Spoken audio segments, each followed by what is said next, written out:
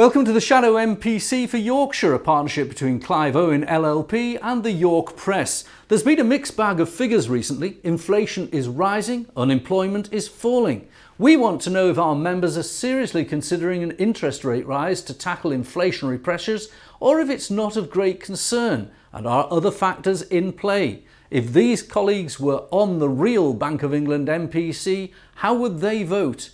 Finally, we have a show of hands at the end of our video for the Shadow MPC to say whether they want an increase, a decrease, or they want to keep interest rates at their record low of 0.1%. Our sponsor is Clive Owen LLP, so I'm going to turn to Clive Owen in just a minute for our first contribution. But before I do turn to our contributors today, let's just consider this. If you were an elderly or recently retired couple and had £100,000 life savings, with inflation now at 2.1% and interest rates at 0.1%, wouldn't your life savings now be worth £2,000 less? And isn't that a reason that the Bank of England should look at interest rates?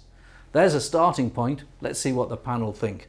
Rob Whitehead from Clive Owen. How's business and how's the economy? What do you think about the economy at the moment? Yeah, hello, Rob Whitehead, head partner with Clive Owen.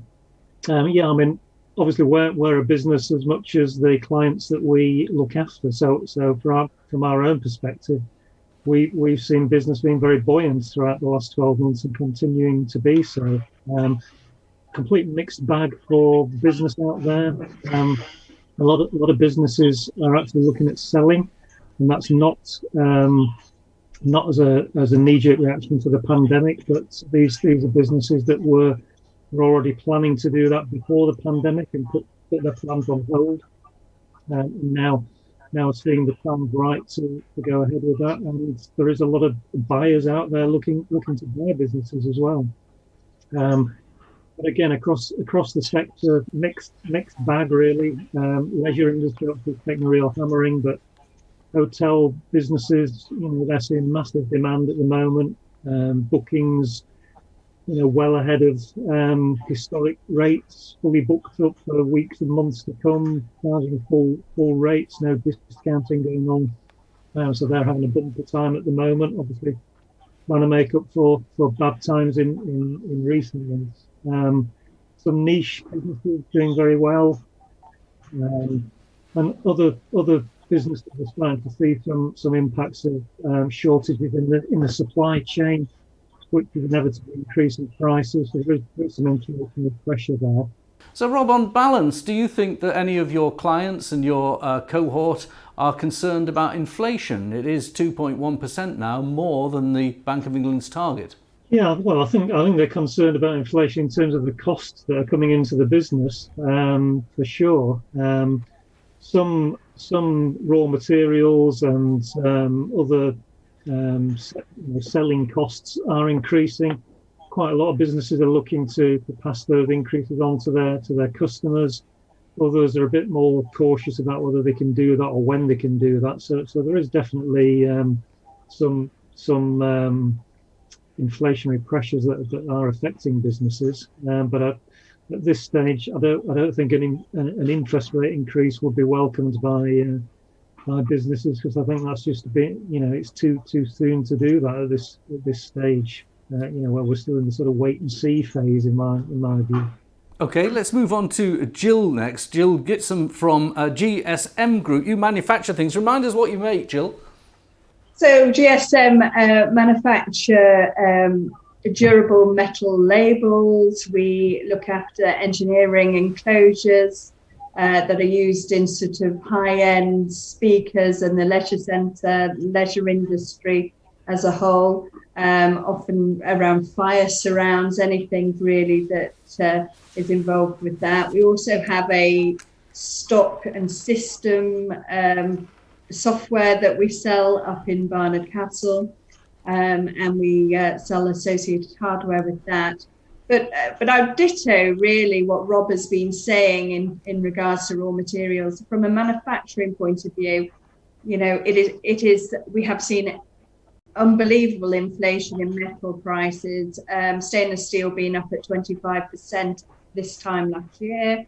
And there's multiple reasons for that, but largely, with the pandemic and we had furlough, a lot of production ceased last year. And then when everything came back on board, we had people where the demand was far exceeding the supply.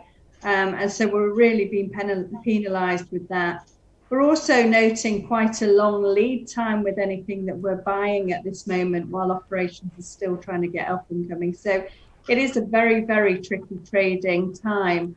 On the plus side, our demand is really high. We're doing quite well as a business, whether that's Brexit and people looking for UK suppliers or whether they're trying to stimulate growth. We are seeing our order book to be quite healthy at this moment in time. Excellent. Jill, can I just ask you about jobs? Because the Yorkshire unemployment figures were out last week and they'd gone down by nearly 0.5%. And the Yorkshire employment figures had gone up by a similar amount. There's 74% of people employed and in a job in Yorkshire. Do you see that staff and recruitment is an issue? Staff and recruitment definitely an issue. We made a few people redundant at the beginning of the pandemic, but we've found that trying to get high caliber staff has been particularly difficult. There seems to be a lot of alternatives and that people can go to, and they are certainly haggling on the price. Historically for manual labour, we might have got away with minimum wage or just shortly above it. Now people are sort of dictating much higher wages, and we're having to pay it. Okay, let's move to Dave Broadbent. Dave Broadbent. There we go. There's a funny old slip. Although it's interesting, on broadband, that's one of the things that could be causing inflation at the moment, because you've got lots of these deals where they're automatically tied into inflation plus 3.9% when you renew. What do you think about inflation, and how and if is it affecting your business and your business sector? Yeah, well, I'm an insolvency practitioner based in Yorkshire. We give a lot of advice to individuals and businesses in financial difficulty. Now, the biggest problem that we're seeing at the moment is a spread of either people being too highly geared, and that could be either through borrowings that they've got through run-of-the-mill overdrafts and loans, to a lot of the bounce-back loans and other provisions that were provided as part of the pandemic.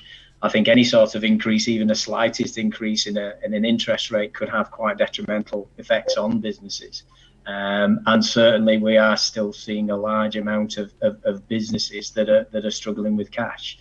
So I think people will be looking to the banks to still try and provide some form of funding available to them. And I just think any sort of an increase in the interest rates will have a massive effect on the recoverability of a lot of sectors. That's an interesting point of view, and certainly I'm sure most businesses would back it. What about my first point, that the Bank of England shadow MPC might want to consider? Most people are business people on the shadow MPC, but the real MPC might want to consider the thought of somebody's savings being eroded by inflation.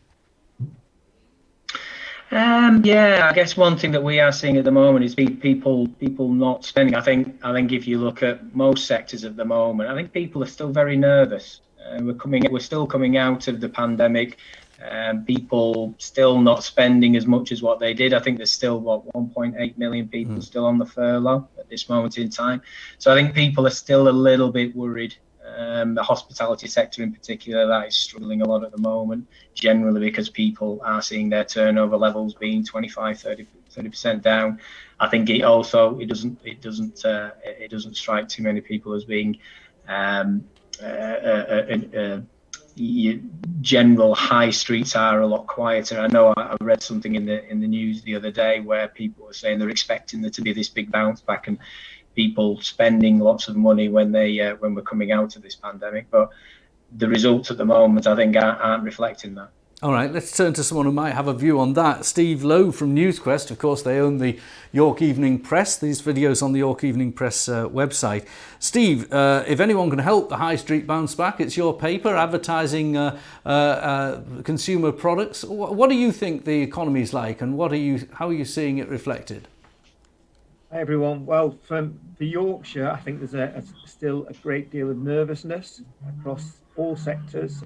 Jill's point about recruitment, is really valid is that people aren't moving jobs. I think those that are quite brave at the moment. I think there's a nervousness for those that are on furlough are staying on furlough because it's money at home, and those that are unemployment are nervous to jump because if we go back into a lockdown, last in, first out might come. Retail and leisure and hospitality are still painfully struggling because people are not flocking to the high streets, despite what you can see with tourists coming back to York. Recently, I think there isn't a lot of confidence yet, and there's a real nervousness that we'll go back into a lockdown again. And I think anything that will rock that is bad news. I think we've got to build confidence back, and it's got to take time. How are sales at the paper? How's it doing? The only areas of business that we know that have been buoyant, apart from the legal sectors, because obviously they've been helping quite a lot of businesses manage grants and furlough, is in high-end goods. People have spent a lot of money on windows and conservatives. The car market's bounced back from April, but your middle-of-the-range goods and services haven't at all. Very, very subdued still. Okay. And advertising take-up at the paper, when you look at the website, it's particularly busy, isn't it? It's getting better. I mean, what you've got is when your business can't trade, there's no point in advertising. And if your consumers can't come and visit you, they don't advertise either. So Q1 for publishing and advertising was very challenging across all sectors, not just in press and digital. Q2's improved quite a lot. And as every stage of lockdown eases, confidence in spending money marketing improves. Okay, thanks very much, Steve. Let's go to somebody who's manufacturing decorative products, Bartaline. Paul Robbins. Paul, are you there? I am, yeah. How's your business doing? I should imagine decorating products has been pretty popular with lockdowns and people upgrading their homes. How's business? Well, definitely we got, I would say, a favourable wind, certainly through last year. So last year was very favourable, with more people spending time at home doing decorative products. I think there's been a lot of press around a resurgence of DIY, which has been positive for us. I think the underlying market as well, if you look at building and construction material products, we often talk about DIY, but actually the underlying trend is house moves and construction, and that looks positive as we move forward as well. So overall, we're in a good place, yeah. And what would you say are the drivers towards how you might vote when I ask for a show of hands on interest rates, up or down? How do you feel about it? I think it's similar to, I think Jill was saying, although we've had positive growth in the business, part of the problem that we're now seeing is inflationary pressures across the raw materials. So pretty much universally, we're seeing an awful lot of double-digit and triple-digit, in some cases, raw materials. Whilst, we would clearly try and resist some of it we've already had to pass on to some of our customers. Our customers are basically a high street retail, so in that sense they're already hitting the high street. So do you think some of these raw material prices have been have just happened and are now steadying away? The Sunday Times reported in the Economics Outlook column this weekend that there was a flattening of these raw material costs, and the inflationary effect was magnified by the fact that they went down during lockdown. No, we didn't see that. We've seen them going up. Equally, I would say that if you look at the oil price, so if you look at Brent crude, it's forecast to be $100 a barrel. Yeah. Currently trading above 70. If you compare it to the same point last year, that was down below 50. So, I mean, anything that is driven by oil, such as, plastics and packaging, etc., definitely impacting across the raw material. Okay. Right, well, that's given the context to how you'll vote. We'll watch your hand in a few minutes. Thank you very much. Let's move on to Max Reeve from Helmsley Group, who invests in property. Where's Max? Hello. How are your investments going? Pretty well, if I'm honest. We're quite bullish. We've got quite a range of property across different sectors around New York. I'll just do a quick run through them. So our residential sales remain bullish. Resi market's really strong, even sales post the stamp duty holiday coming to an end shortly. One of the really interesting things we've seen over the last really couple of months, or maybe even a bit less, is the return to the office market, where a lot of those office requirements really just died a death 12 months ago. They're all being, well, not all, but they're being picked up again. It's actually quite strong. We've had some good office lettings at similar sort of rent levels that we were achieving pre-pandemic. The development side of the business is potentially the one that's going to be a bit more challenging going forward, mainly because of the build costs or unknowns on the where material costs are going to go. How much of that is related to stockpiling, which I hear anecdotally, and people blaming HS2 and all sorts of things. But trying to make predictions on where build costs are going to be in 12 months' time for our developments is pretty big challenge. So it sounds like your business is going back gangbusters, really. And certainly you're talking about residential property at the beginning. We've all seen how house prices are lifting off and have had a substantial increase. Do you not think that some of what you've said is making an argument for a mild interest rate increase of maybe 0.25% to send a signal to markets that this level of activity does need to cool off somewhat? I think there's an argument for it. I think it is a bit too early. I wouldn't be doing it now whilst there's still uncertainty around what's going on and when we'll actually unlock. But I do think it's got to be seriously considered at some point, not too distant future. Okay, Max, thank you very much. We'll go to Gary Smith lastly from Tinley Financial Planning. Hello, Gary.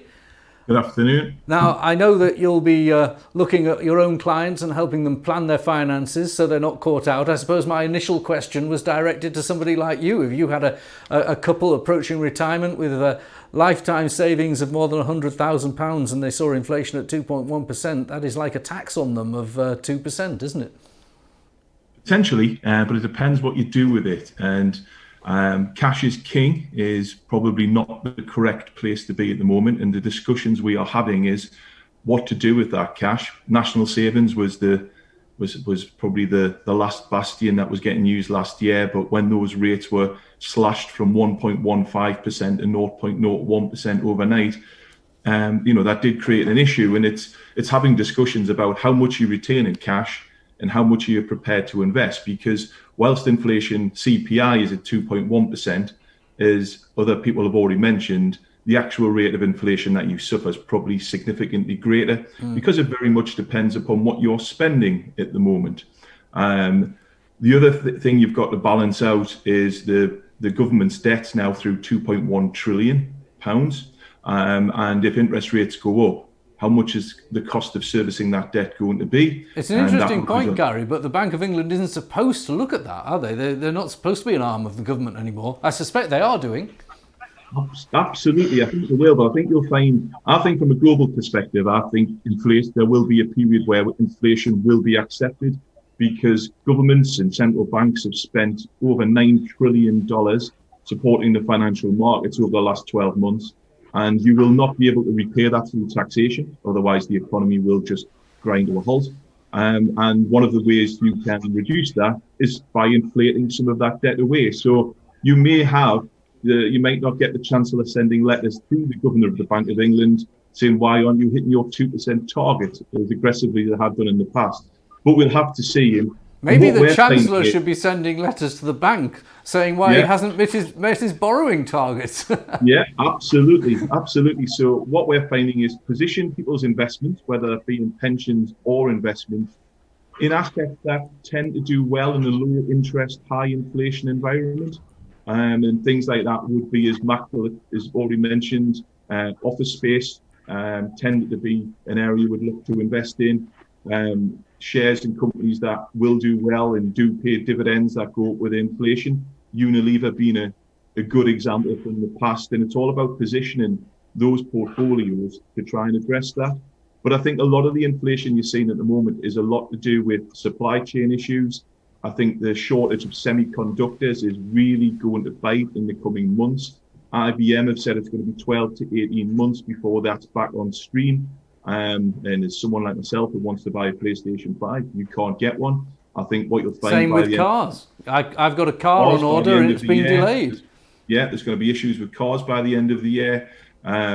So semiconductors is definitely an issue. And unfortunately, I think inflation will rise still a lot more from where we are today.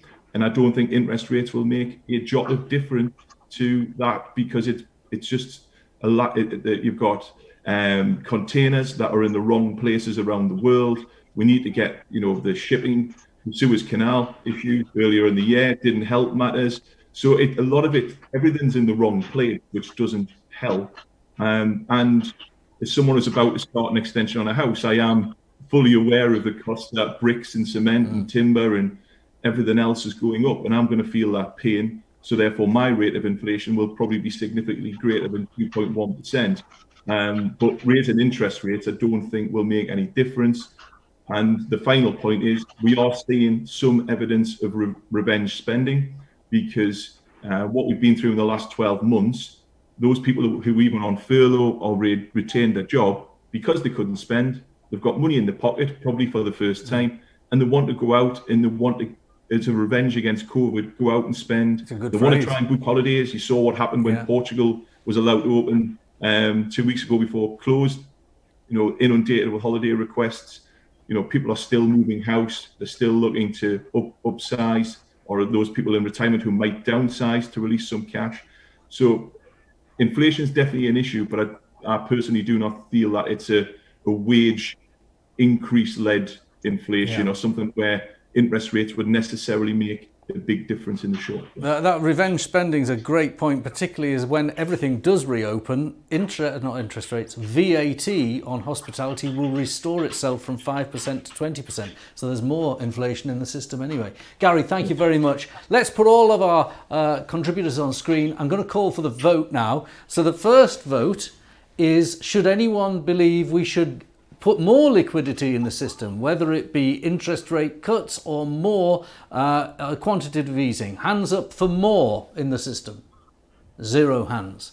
All right, so hands up now if anyone thinks we could tolerate a small increase in interest rates now or any time in the next couple of months of 0.25%. Hands up for that. 1. And hands up for anyone who would leave matters as they are and accept that maybe the Bank of England will have to write a letter to the government to explain why inflation's missed its target. So leave as it is, hands up. A majority for maintaining the status quo on interest rates at 0.1%. That concludes our Shadow MPC session with Clive Owen LLP and the York Evening Press.